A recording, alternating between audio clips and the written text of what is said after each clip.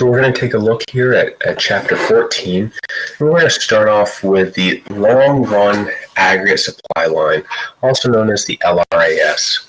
The LRAS, which is illustrated here on the same supply and demand, or now we're looking at aggregate supply and aggregate demand graph with a vertical price level axis and a horizontal of real GDP output. This is your quantity. You're going to see that they use the variable y off to the side. We have it as YF underneath the LRAS because the F stands for full employment. The LRAS represents the potential output of an economy at full employment. Remember, our full employment is around 4% unemployment rate because of those naturally occurring unemployments of frictional, structural, and seasonal unemployment. This is the same as the production possibilities curve, that PPC or PPF, which shows the limit to our production. An economy does not have the ability to produce an infinite amount of anything. However, if an economy sees advances, such as they have an increase in capital, more tools, equipment, machinery, or advancements in technology to create greater productivity, there is now a higher number of resources, or if there's an advancement in education or human capital for its population, and again, their workers become more productive. If this is the case, then a society would be able to produce more. And this is known as economic growth, when the whole production possibilities curve shifts outward. This is also illustrated by the ability to create more GDP. The potential of the economy has the ability to shift. And we would just simply show an LRAS to shifting to the right, showing this increase.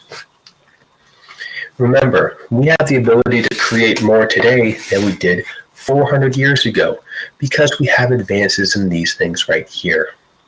Now, an economy isn't always able to reach its full potential at the LRAS. Sometimes an economy is actually producing at a level less than their potential. This is known as a recession. When an economy's aggregate supply, which is their businesses producing things, and the aggregate demand, which is just the spending in the economy, when they intersect to the left of the LRAS, the economy is said to be in a recession. So remember, this is our real GDP, it's our final goods and services that we're making. The AP exam sometimes might disguise this as income. If somebody's making goods and services, they're also making some money off of it. Aggregate supply is inversely related to the cost of production. If it's cheaper to make things, you'll be able to make more of it. Aggregate demand is just the spending in the economy, and we often break it down into 4 different sectors: consumer spending, government spending, business spending, and foreign spending. If an economy is in a recession, they might try and stimulate the economy by increasing something like government spending. If government spending were to increase for whatever reason, you would see that now the total amount of aggregate spending has increased and AD would go up. Up is also known as a rightward shift. We would illustrate this by shifting aggregate demand to the right, bringing us AD2. Now the intersection of AS and AD is at the YF. Now the economy is at full employment, better known as long-run equilibrium. When you increase demand, you're going to see that price levels increase. There is a consequence to increasing government spending, which is higher prices. You know this as inflation when prices rise over time.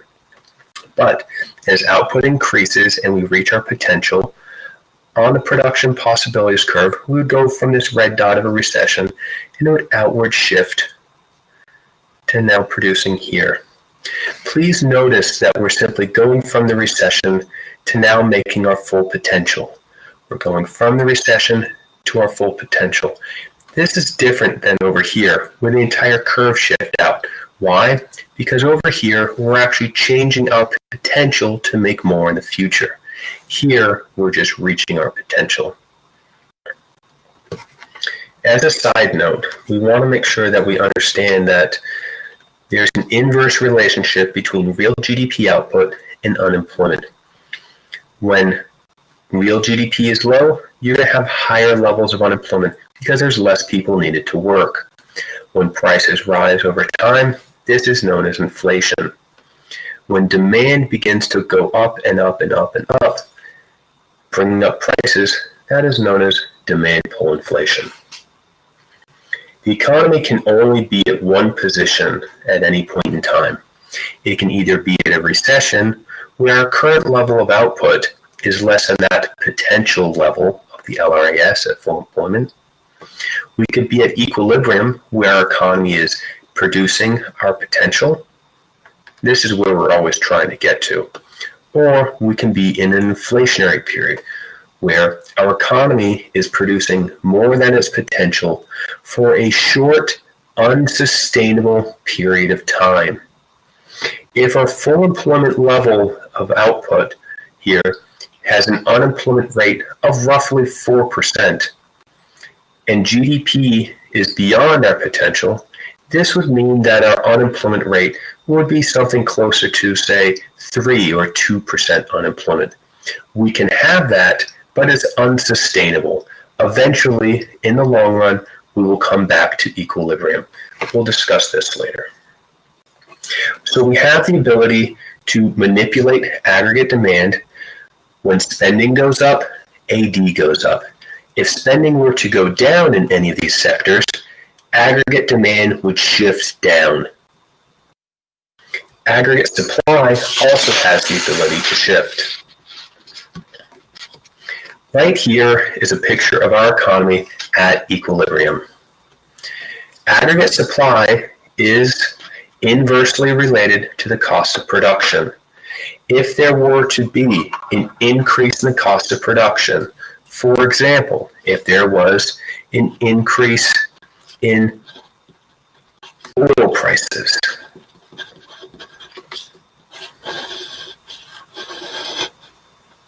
then the cost of production would go up, causing a decrease in aggregate supply. This decrease is a leftward shift. This is what it would look like. This leftward shift, when you decrease aggregate supply, you now have a new intersection on the demand line.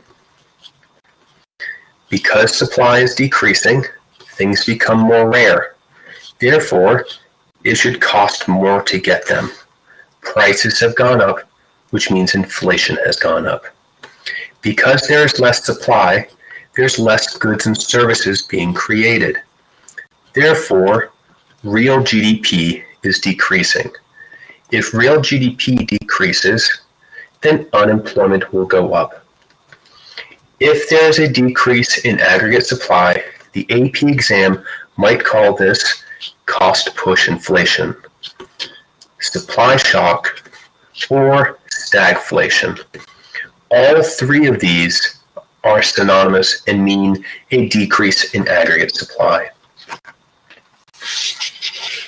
Next, we're going to take a look at the Phillips curve. The Phillips curve shows the relationship between inflation and unemployment. This is an inverse relationship. You can relate any movement on the ADAS graph onto the Phillips curve. The vertical axis of the Phillips curve is inflation. This inflation rate is directly related to that price level vertical axis we saw on the ADAS graph. Unemployment rate is on the horizontal axis of the Phillips curve, and this is inversely related to the real GDP axis on the ADAS graph. The Phillips curve has a vertical long run Phillips curve line known as LRPC. The LRPC represents the natural rate of unemployment and only moves if the natural rate, that 4%, changes. Remember, the natural rate of unemployment is made up of those naturally occurring unemployments. You're frictional when you're in between jobs, structural when your skills are no longer needed, and seasonal when your skills aren't needed due to the season. The economy, again, can only be at one point at any time. It can either be at equilibrium here, the intersection of the downward sloping short run Phillips curve, or it can be in a recession showing higher levels of unemployment. This right here would be something higher. Maybe you label it U1, and this would just be labeled I1. The equilibrium position would have a inflation rate of, say, I2, and if the economy were to be in inflation, you would have a higher level of inflation at I3. But in an inflationary period, your unemployment rate would be relatively low. We'll just call that U3. I told you that you can show any movements on the ADAS graph on the Phillips curve. I want to give you some quick hints. Let me zoom in.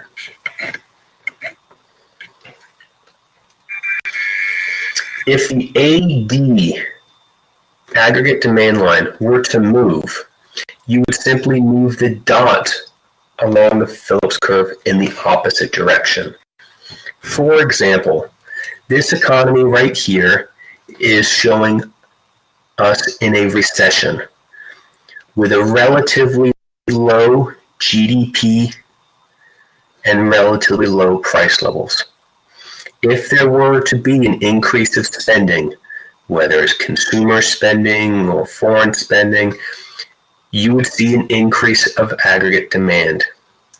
When aggregate demand increases, prices go up and real GDP goes up. To show this on the Phillips curve is the following. We have at first our economy in a recession, showing a higher level of unemployment. For example, let's say it's 7%. Anything higher than that 4% and low price levels.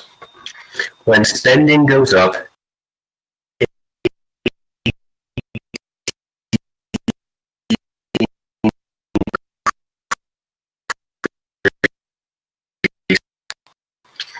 real GDP increases and shifts to the left.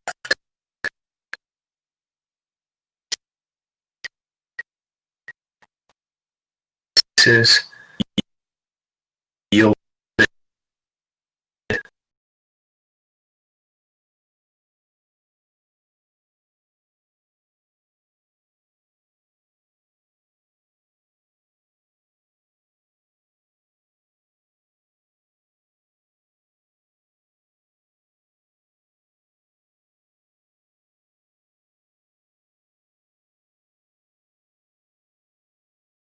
You are currently the only person in this conference.